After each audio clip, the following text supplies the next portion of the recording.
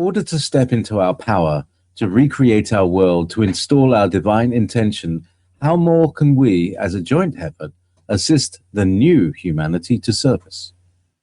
The most important thing is just to acknowledge your power. It all starts with that.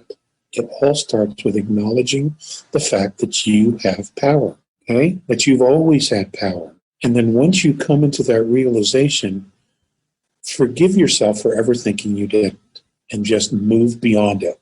Just move through it, let it go, and the rest will come. Okay? It's just acknowledging the fact that you have power, that you are power. That's the biggest lesson right there.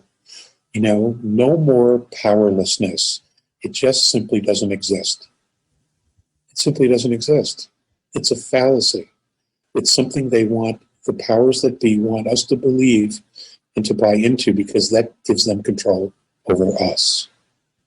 Yeah, I know there's a whole thing. Oh, you think you're above the law and all of these things. And people, it's that thing that you were talking about last week, the crabs. They was dragged the other crabs back into the pot.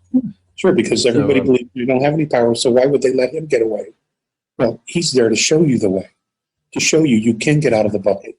You can get out of the hamster wheel. You can get out of the fishbowl, you know, and free yourselves. Just believe you have the power to do it.